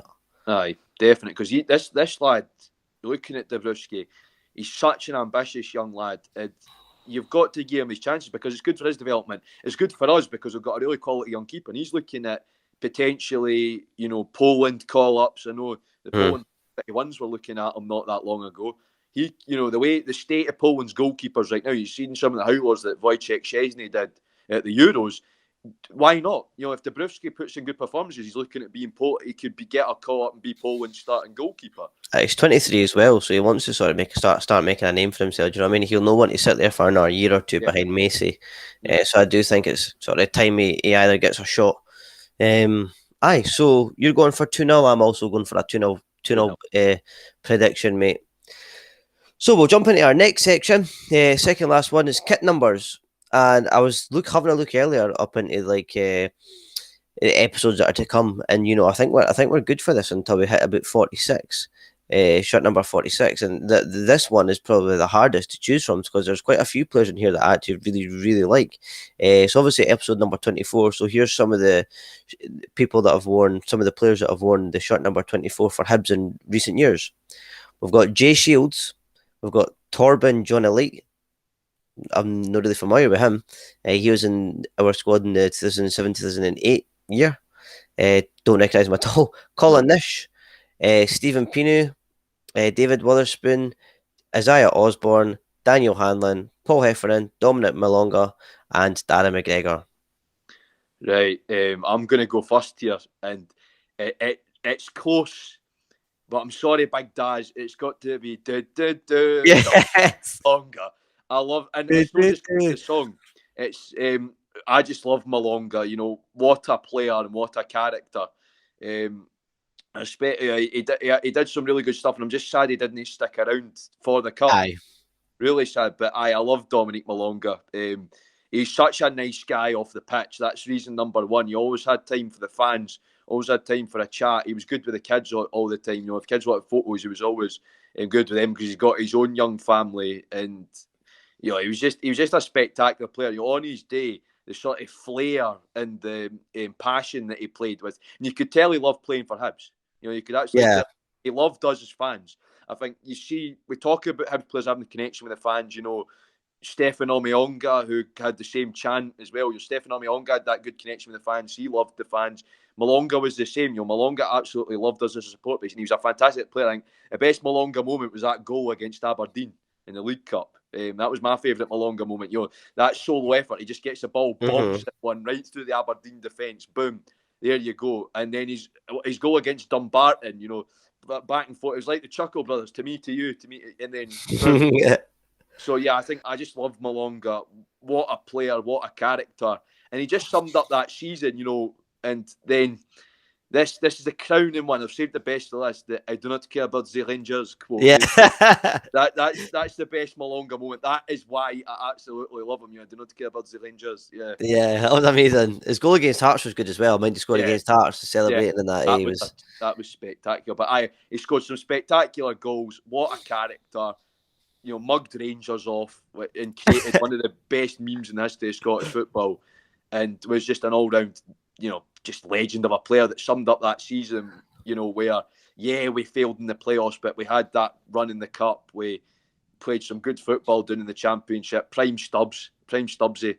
So I just love Malonga. And I'm sorry, I do got to say sorry to Big Daz for that one, but Malonga just edges it out by that. So I love him, and I wish him all the best. I know the last time I checked, he was out in Bulgaria. Looking what have plopped if he won the cup out there. So I know he's moved on. I don't know where he's went, but I wish him all the best in his future career. Hopefully someday we'll see him back at Easter Road, even if he's just in the stands to come and watch a game. So that's my 24. Big Dominique Malonga. Mate, I can't disagree with you at all. I'm going Malonga as well. The chant, I think he sort of embodied everything that was class about Hibs at the time. Like, there's a feel good atmosphere around the club. He was a bit of a jokester. He liked a bit of a joke in that as well. Like, for example, the thing he said, you know, I don't care about the Rangers. Yeah. And when he also said that about you know, there's a few other things he'd done as well. The song was brilliant as well. Scored some good goals, and he just seemed like he enjoyed playing for the club. And I think it was something that we'd been missing for a long time. You know, I mean, if you look at some of those past past numbers that I mentioned, like Paul Heffernan, guys like, you know, Danny Hanlon, Isaiah Osborne, like, I don't think they really embodied what was great about the club at that time. Right. But for me, Malonga, like, you only look, but when you hear about him, you look back and you smile and you think, oh, Christ, mind Malonga, like, what a player. And you know, he just gave us some really nice memories, and he was, as I said, I rated him. I thought, you know, did he not do the you know, when Hibs used to go on YouTube, but they used to put out like wee videos during the week, and it was one, and it's him doing like Scottish phrases or Scottish words. I think, and he's got the picture that says Yaldi. I'm sure he has. I'm sure I'll dig that out. I'm sure it's on YouTube somewhere. But I heard Danny Hanlon in there, and if we're doing our least favourite for the kit numbers, I'm not going to go into a Danny Hanlon rant because we need a whole other podcast episode for that. But Malonga, I agree with what you said. He just summed up everything that was great about Hibs at the time. And for me, it is close run because, like we're talking about numerous times this podcast, Daz McGregor run through a brick wall for Hibs, but Malonga was just such a character that it's hard to overlook him. I completely agree. He'd done quite a lot of good stuff for the media at Hibs at that time as well. You know, he was a few other bits and pieces. Like he went round Edinburgh and that. I think it was when Hibs had signed some sort of deal with like some sort of taxi company in Edinburgh. It was like 77777. I think it was private hire. I'm not sure, but he went round the town with one of the guy that used to do the media for Hibs, and they were looking at all different things, and he had the Jimmy hat and that on. He was had a good sense of humour. Like, I miss him. I'd love him to come back at some point, as you said, as a fan or something like that, or for a match. Or he got a great reception walking out at half time once, Ken. Did a half time draw or something. Where us just give us a chance to chant that song again would be amazing. He'd be more than welcome. He'd get him into the hospitality with John Collins and Pat Stanton and all that. Exactly. Get him sitting with all the legends. Well, we should do something crazy, like if we get Ken X amount of views or something on this video, I'll get Malonga on the back of my top this season. Yeah, that needs to happen. If we get over 100 listens, that's what I'll get. I'll get Malonga. Get Malonga on the back of the shirt. I'll get Malonga on the back of this year's shirt. I will do that. Hold it to that now. I will get it. Do you know what? What will we do? 100 retweets or 100 likes or something on a tweet or something? 100 likes, right? I'm setting it now. 100 likes on Twitter, and Calvin will get Dominique Malonga. Get Malonga 24 on the back of his shirt because we love him that much here. I'll do that. I'll do it. If I get 100 likes, we'll do it. That'd be class. Build him a statue. Dominique Malonga stand. The South Stand needs a name. The Dominique Malonga stand. That was brilliant. That I love that. Did we know he used to sing that about Macalambi though? Macalambi. I might be wrong. I'm not sure. Loads of players, and then there was obviously V Stefano Malonga as well. Aye. It's got this Malonga song though. Even when we were like Malonga owns it. Malonga's the king of it. King Dom. Even when we're at like I don't know, like a couple of my mates have got married in the last couple of years, and you're at weddings and that, and you hear the song, Ken. You are going around singing Dominique Malonga. I was in the middle of a pub in Mallorca. One of the entertainers at the hotel was doing the conga song, and I couldn't help saying Dominique Malonga, and all these English folk like, who the hell's Dominique Malonga? Exactly, aye. Just what an iconic player. Aye, so that was probably, Danny McGregor obviously is his class, and he is, just such a cool guy in general, like it's cool that he's associated with the club, just great guy, but never forget where he came from. He comes from quite a rough bit of Edinburgh. You never forget where he came from. A bit like Hanlon and Stevenson with their foundation. Stevenson for Kirkcaldy and Hanlon. The three of them have really come from bad backgrounds. Hanlon grew up in Stockton, Mains, which is obviously not a very nice part of Edinburgh. Mm-hmm. Art supporters about there, but he's on the wrong side of the town. Did he not go to Tynecastle High School? Yeah, he did. Hanlon, he did. Then you got Stevenson grew up in Kirkcaldy. Well, you just Kirkcaldy's Kirkcaldy, eh? Aye. And McGregor grew up. I can't even wear a boot. McGregor. He's from Leith. He is from Leith, eh? Leith, but he did grow up in a scheme like so. The three of them have come from such bad backgrounds and have worked their way up. And McGregor, I mean, it was in a few interviews he's seen his dad didn't even like football. It was boxing his dad wanted him to go into. Really? So he didn't really get into football until he was so he came into the game at a stage when a lot of laddies would begin to be signing professional contracts. That's when McGregor had actually just started playing. I think he started when he was 24. I think St Mirren handed him a professional contract because he used to play for Anniston Rangers, eh? Aye, so he was at a level that, you look at JDH now. Yeah. Still a few years off that, and he was older than JDH at the time. So it's just a testament to how good of a player he is that he came into the game so late, and he's turned into arguably one of the best centre halves we've ever had.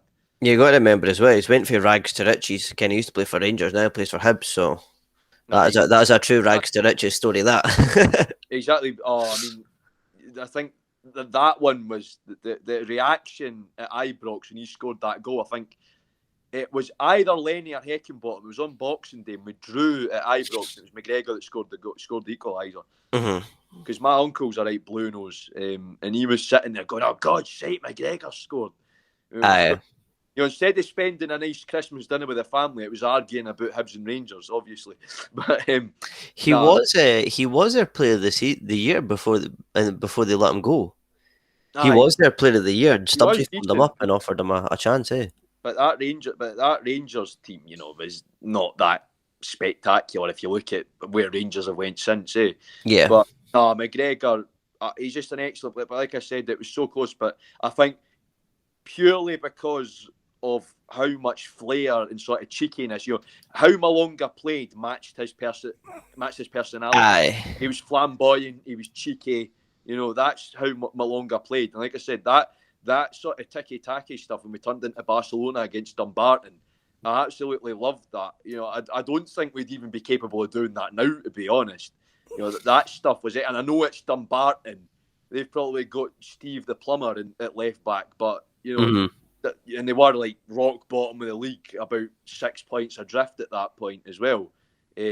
So I do think that but that was some beautiful stuff, and it's because Malonga had the flair. You know what I mean? It was a class act. Like, my favourite Malonga moment has to be that goal against Aberdeen in the League Cup. Right through their defence, solo effort. What Mackay couldn't do against Rijeka, basically. Aye.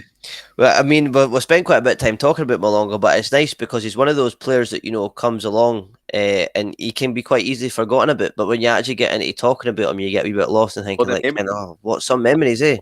Just the other thing I thought of is his goal that sort of really kickstart the Scottish Cup, the German Aye. Cup, up at talking about Kirkcaldy up at Starks Park against Wraith Rovers.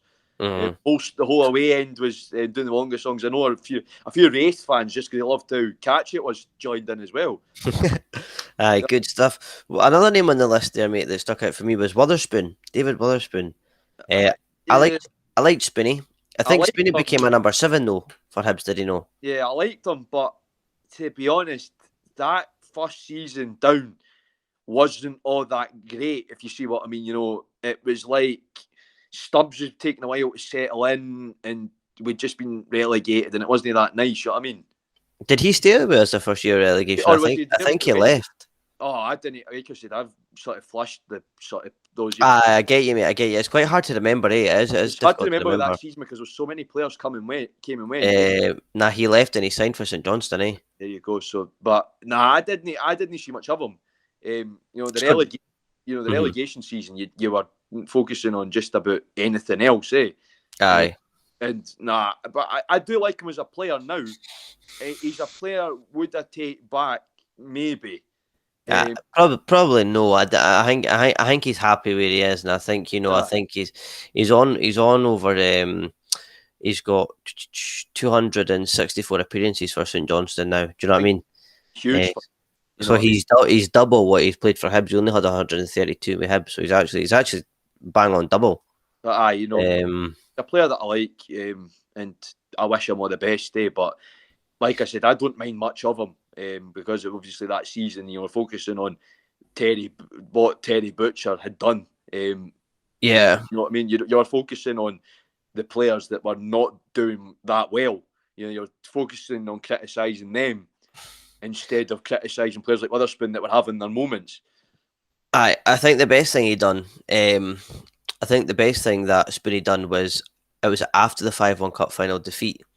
We played Hearts in the Scottish Cup the next day in season, and we had him at Easter Road, and he cut inside and he hit a shot, and I think he hit off it was either Webster or Bear or something. I think it took a deflection, it went into the net, and that was Hibs have beat Hearts. That was absolutely, he's a legend for that, like absolute legend. But I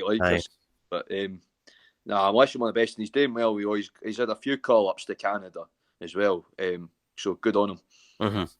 Aye, so just to finish up on some listeners' questions here. Here's a question from Steve on Facebook, and he said, Jake Doyle Hayes, have we finally found someone who can replace Marvin Bartley? Ooh, I think Marvin Bartley, I've always said this, the minute he left, I said Marv's irreplaceable. And not just because the sort of player he is, the sort of leadership that he brought as well. Yeah, and his love for the club. That sort of presence in the dressing room. And I think, but I do think in terms of what we've got in a player, I think JDH is the closest we're ever going to get to a Bartley replacement, to be honest. The way he plays is very Bartley-esque, especially, how he can sort of play all over the midfield and how he gets that sort of movement going and how he can go back and cover if he needs to, because he's quite a physical boy when he needs to be, JDH. We've not seen the side of him so far yet. I mean, he did a bit of it when he came on against Motherwell, but I noticed that, at St Mirren, he was coming back and covering when he needed to. So I do think he's very, especially sort of a younger Marv. The season when we first came back up, he's very reminiscent of that sort of Bartley to me. So I think in terms of a player, he's the closest we'll ever get to replacing Marvin Bartley, to be honest. But like I said, and I've maintained this the full time ever since he left, Bartley's irreplaceable. Mm-hmm. Yeah, I agree with that. I think in terms of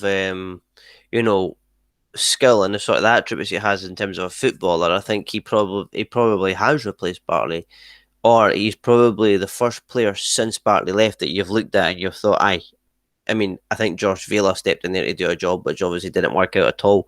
So I do think that he has the ability to take on that Bartley-like role. Aye. But I also think that, Bartley brought a lot more to the club than just the footballing ability. It was the love for the club.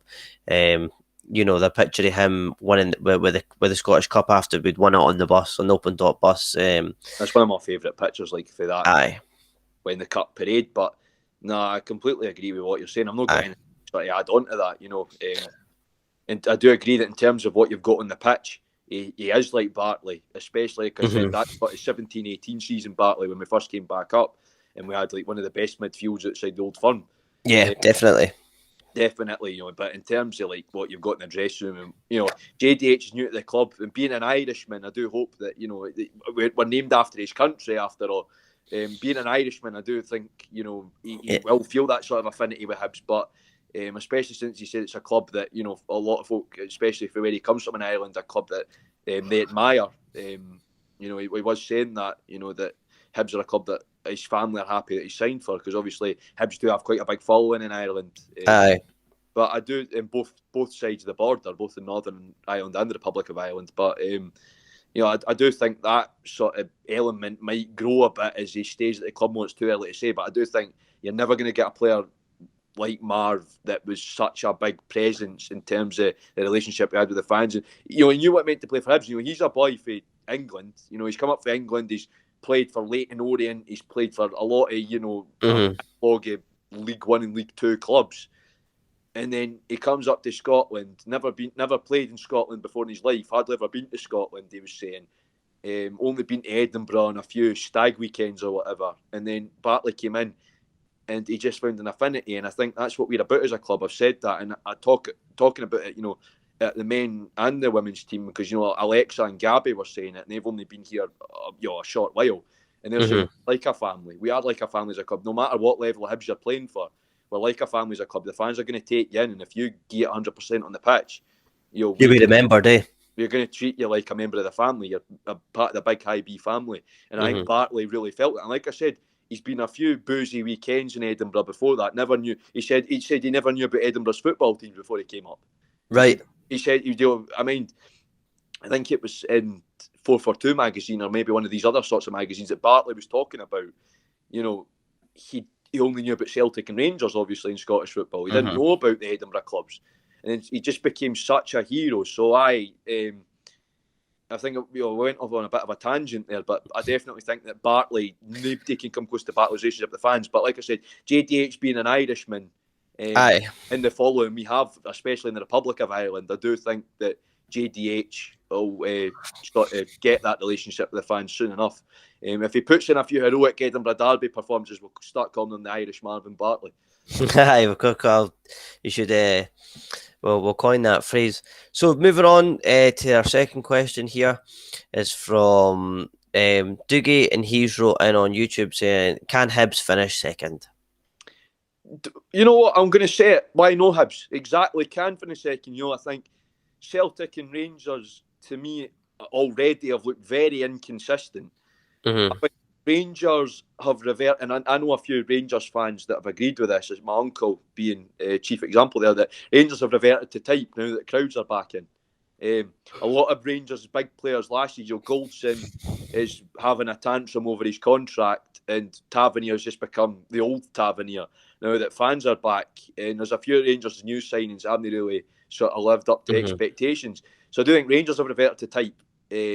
And they've started to come off the boil a bit, and maybe there's still hung over from winning the league. And Celtic, I think Postecoglou is building something. But that's he signed well as well. I think that Japanese boy they've signed, is it Kaigu or something like that? Yeah, his name is Futish.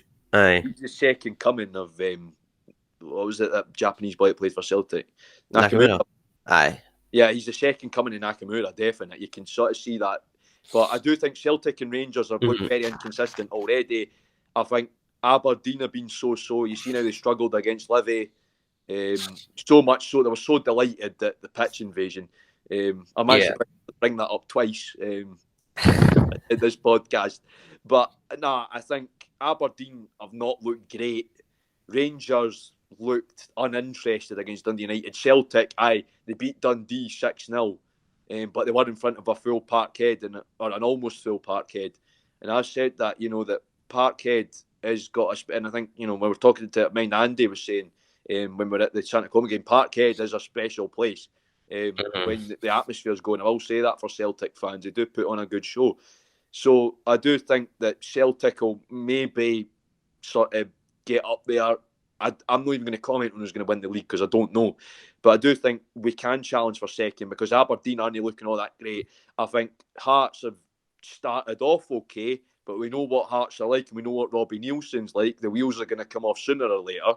And I'm not saying that as a high B either. I'm taking off the green tinted specs a minute and saying Hearts are known for it. The wheels will come off sooner or later and they'll probably end up either scraping their way into the top six or they'll end up in the bottom six. Because that's what Hearts always do. They've not had a confident top six season ever since we've came back up. So I do think you've got that there, and I don't think there's any other team that can challenge for second. So I do think we can get second, but we need to be consistent. Didn't get some of these silly results that we did last season and just keep playing the good football that we have been playing. So, yeah, my final sort of word on that is why not, Hibs? We can get second. We're more than capable of it.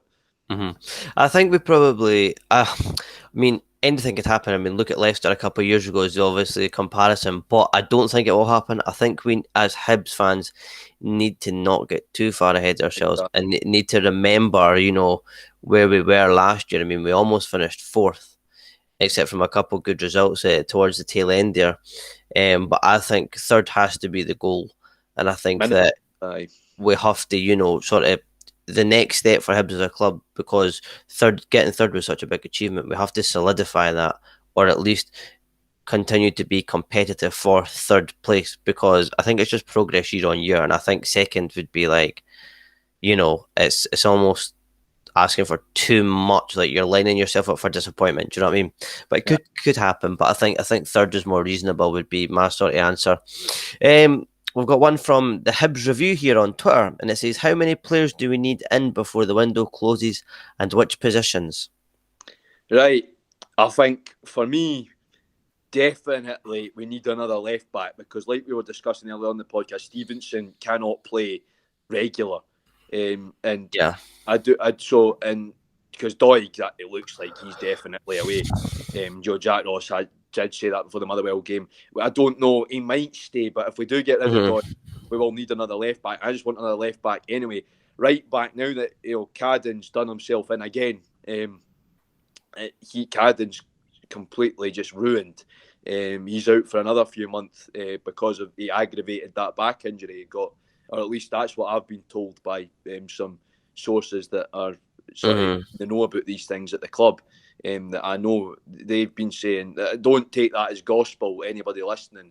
I've just been told, I don't know if that's right, but Cadden has sort of aggravated his back injury, and even if that isn't the case, he's still out. So I do think we need another right back, because McGinn has been okay, but we've seen him sort of a few mistakes in him, and we do know that players are sort of, like we said about Rijeka, opposition players are noticing that McGinn's the weak link.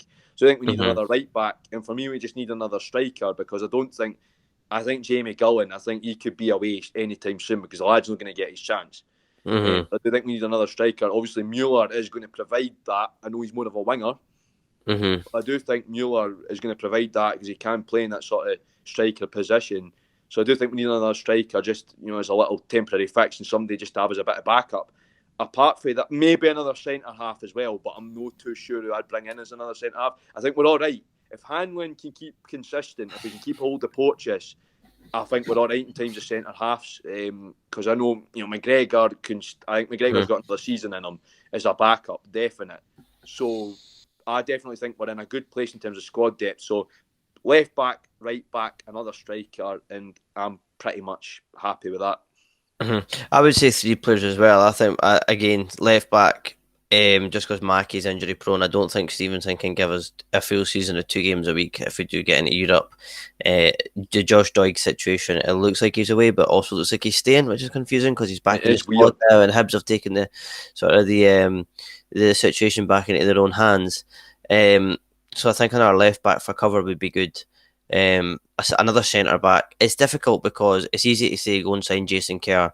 Who do you drop from? You dropping Hanlon, who's the captain, or are you dropping Porteous, who's Hibs through and through? It's a head scratcher for sure. It is a difficult one. That McCart, I'm not actually sure what position he plays, but I know his name's been thrown about quite a lot. I think he can play sort of all over the back line, but he's more of a natural left back. Right.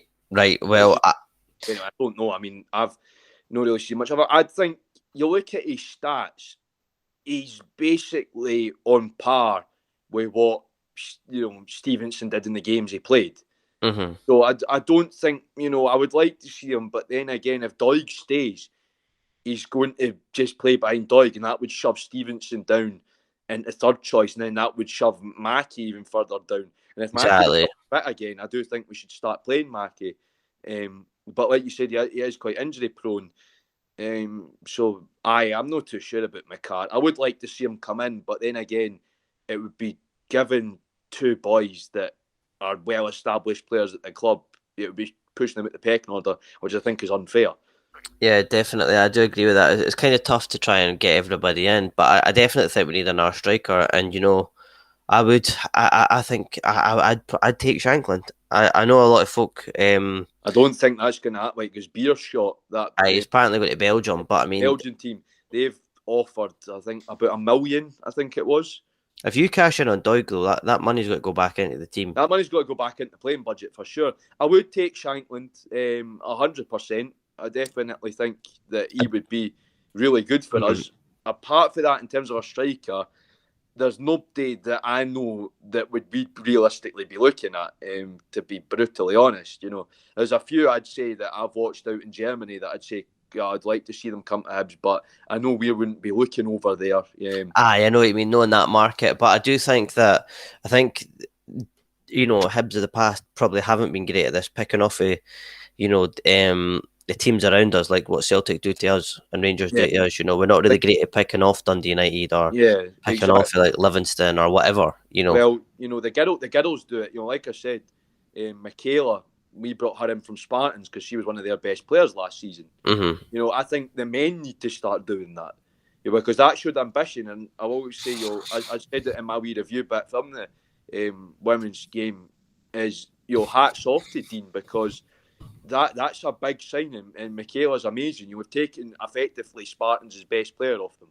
I think the men need to do that. You look at a club, I think a player that I'm angry we didn't sign or even looked at is Big Jet. Big J Emmanuel Thomas, because a lot of people go, I didn't like him. And maybe this is just me as a football fan, what I like in a player. But Jet's a big boy. You know what I mean? He's going to, him and Doig up front, they're going to be, killing folk left, right and centre. You know what I mean? They would be amazing. But I do think we should have looked at Jet, because he's a decent player. Another one that I would have looked at, but I know maybe not the most sensible of it, even just as a bit of a backup in terms of striker, is Kabamba from Kilmarnock, because I do think Kabamba can have moments. And again, another big physical lad. So, because I do like to see that in a striker, a big physical striker. But Kabamba was another one I would have looked at. And like I said, we're not looking at that market. There's a few players like Baris Atik, Turkish boy from Dinamo Dresden. He was absolutely fantastic in the 3 Liga last season. So I would have taken him, but we're not going to be looking at him. Deshaun Redan from Hertha, our reserve team, he's never going to get into the first team. So Deshaun Redan's another one we could have looked at even on loan. But I know we know Graham Matthew's not going to be looking over there. So, but those are ones that that's Jack's unrealistic signing segment. That's a new the podcast. What unrealistic signings can we pick out? But I do think Dean should be giving Jack and Graham some advice, because, like I said, when we signed Michaela from Spartans, I was like, oh, thank God for that, because she caused us a lot of problems last season, and that's inspired signing. Okay, Spartans are direct challengers for us in the league in terms of fighting out for league position. They are our sort of closest Edinburgh rivals, because Hearts women aren't all that great. You know, that sort of rivalry we've had with Spartans in the women's game in Edinburgh's been around longer. So getting a player like Michaela off of them was absolutely amazing. So I definitely think we need to be looking at teams around us. Look at Livy, look at Dundee United, look at who's even on the fringes at Rangers and Celtic. You know, look at them. Is there a lad that's good enough for them, maybe their B team or whatever, that's not going to get a chance that we think would be good for us? I know what you mean. Try to think of a couple of examples, but can you not to go back on ourselves? Brandon Barker, for example, he was at Hibs, he's at Rangers, he's on the fringes. Do you know what I mean? Like, I like Barker at Easter Road. I did like him. You know, I think there could have been so much more. We could have got so much more out of him. I think he sort of put an end to his career going there. Like, he's, you know, fair enough, he's won the league in that, but him winning the league's like when the fourth choice goalie gets a winner's medal. I can. He didn't do anything to help them there. I think was it Peter Heath or was it Airdrie that Rangers played in the cup? I think that's the only game I can remember him playing. To be honest, that was last season. That's the only game I can remember him actually playing. And he played like a few of the pre-seasons. You know, he played in the game where they got beat by Tranmere. So, you know, I do think that he's ended his career, definite. But I see what you mean. People like that. I mean, even when James Forrest was injured and in the Celtic team, and that can come to us for a wee bit and see if he can get himself fit or even something. Like on loan, you know what I mean. Getting some of these guys on loan. I know they can't play against Old Firm, but sort of like Docherty, you know, look at him. He was good. He was really good. I like Greg Docherty.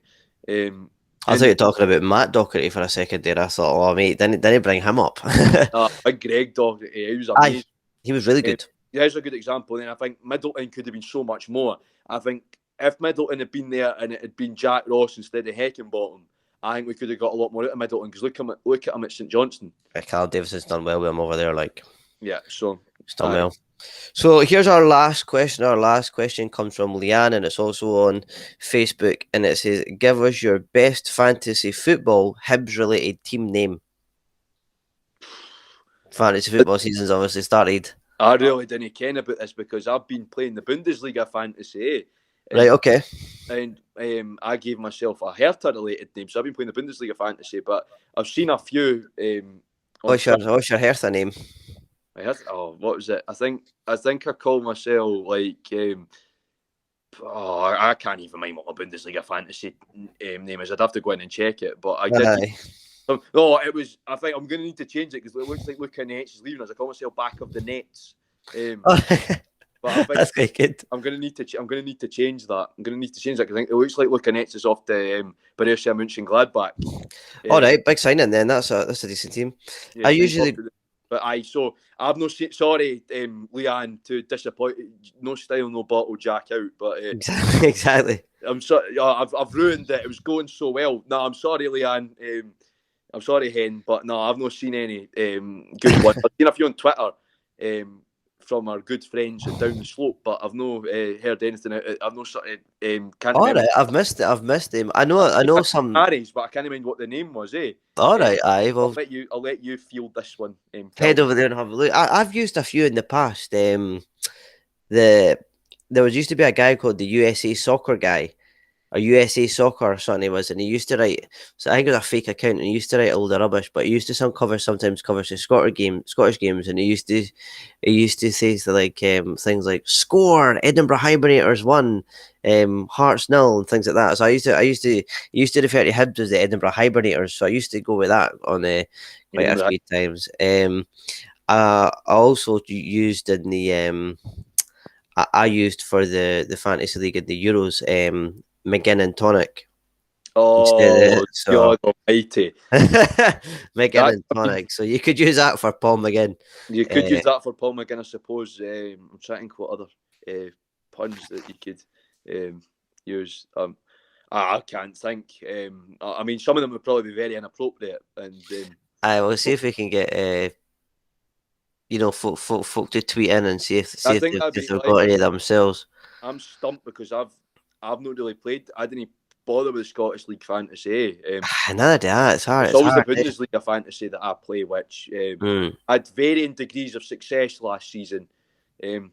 Especially when I thought that Leroy Sané was going to actually be good for Bayern Munich. There was a mistake, but aye, because he was cracking for City, wasn't he? Yeah, he wasn't that great for Bayern. Lost. Then one the time I cheaped out on a goalkeeper and ended up putting the Arminia Bielefeld keeper Ortega in, and I think he went on a run when I still had him of no keeping any clean sheets. So I was getting a lot of minus point. Ortega was letting the side down there, but yeah, so. Aye.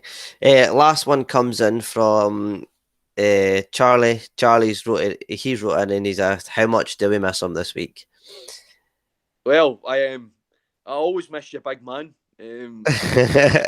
But I'm in the hot seat, so I'm not that bothered. I got a good co-hosting gig out of your absence, so I'm missing you that much. I miss you as much as I miss Ulysses De La Cruz. Aye, obviously it's. No, I'm kidding. I love you, big man. It was. Usually I miss I'd miss Charlie's moaning. But no, I have missed Charlie. It's been weird not having him sort of coming. The beard. I've got no facial hair, and Calvin's hair is not as impressive as Charlie's. So that's true. Aye, miss the beard. Beard in. Bring back the caveman, the beard. No, I obviously have missed him, but it's good. It's good that he's not here this week because he can listen to it as a fan and he can tell us how to improve it, and that. So it'd be quite nice that way, I think. So I'm looking forward to hearing a wee bit of feedback for him on that. But obviously Charlie's not here, so we've had to record this on a different platform. So whenever Jack speaks, it goes on his face, and whenever I speak, it goes on mine. So it's like flicking between the two constantly, rather than usually watching it and we're on the same screen. Yeah, it's true. So we've missed you in that respect. We've missed him because he's the technical side of it. Because we had a few down behind the scenes of strong opinion Hibs. We had a few technical difficulties and had to use Google Meeting Room instead of Zoom. So it is going to be a bit different. But it was worth it. If you're a Spotify listener or listening just through the headphones rather than watching it on a laptop screen or whatever, hopefully you'll not know any difference, so it'll no matter. But so that brings us to an end, mate. I really appreciate you joining this week. It's been absolutely brilliant. Those of you who maybe haven't heard Jack or aren't familiar with him before, tell people where they can find you, Jack. So you can find me on Twitter. That's at Jack Gillies 6. If you want to follow me over there, I do loads of stuff over there. Hibs women. Sharing some of the work I'm doing with the Hibs Girls Academy over on the media side of that. I'm a media assistant over there with and I will be working exclusively hoping to work exclusively with under-19s national performance squad. And as their league season comes up, Andy, the coach, has been speaking to me about that. You can also, and I also tweet about German football over there. You can catch me on YouTube, Jack Gillies 1875. I do videos on wide-ranging topics. I do unboxings, I do Hibs videos, I do German football videos, and you can also follow me on Instagram, Jack Gillies Hibernian. I don't really do much over there, but if you just want to follow me on Instagram, you can, because I do share some stuff up there, and you can learn maybe a bit more about German football. And if you want to add me on Facebook, just to see what crap I've been up to, then you can. It's just Jack Gillies. And yeah, so just add me on all the socials and make sure to subscribe on YouTube, and you won't be disappointed. I can promise you that. If you add me on Facebook, you can see I got my photos of some of the players after the Hibs women game. So now thank you to Calvin for having me on as a co-host. It was good to replace Charlie. It was good. I had a bit of nerves before it, but I've enjoyed it. It was good to talk about the girls' win, and I'm looking forward to chatting more about Hibs women as the season goes on. Exactly. Yeah. So just to clarify once again, you're going to be part of the podcast team now, and you're going to bring us a little segment each week, or as often as you can, on the women's game and see how they're progressing, which we're really looking forward to. So I appreciate you doing that, mate. As well. No, absolutely. Anything, Aye. Girls deserve the support. They're amazing, and it was nice to speak to them after, especially our 2 new signings. Just like to say that now at the end of the podcast. Again, I'd like to extend a welcome to not just Hibs but Scotland, to Gabby and Alexa, and I know Tony's coming out to join us soon as well, or other American signing. So she had problems with her visa, so she's coming out. All right. She's coming out, so she will be available hopefully for the Dundee United game. So yeah, a special welcome to Scotland to our 3 new American signings, and obviously to Hibs. And it was really nice to speak to everybody after the game and see all the players again, the usual faces around the squad like Siobhan and Amy after the game as well. So yeah, keep up the good work, girls, and well done. Perfect, and thanks for listening. And if you've got any questions or anything, you know where to tweet us at Strong Opinion Hibs, and we'll be back next week. Just something to quickly add on here, Jack. We were doing fan reactions at the West Stand on Sunday after the Ross County game. We got quite a good reaction. Quite a few people stopped with the camera and that set up, and they gave their thoughts on the games. We'll be doing that next week as well, on most every home game. So if you fancy it, just stop off 2-3 minutes, let us know your thoughts on the game. And we'll record it and we'll put it out there and that, and try and just get as many Hibs fans involved as you can. So again, thanks again for listening, and until next time, on the Hibs. Cheerio. Right, sound, mate. That's that. Stop recording. Aye, mate, I really enjoyed it.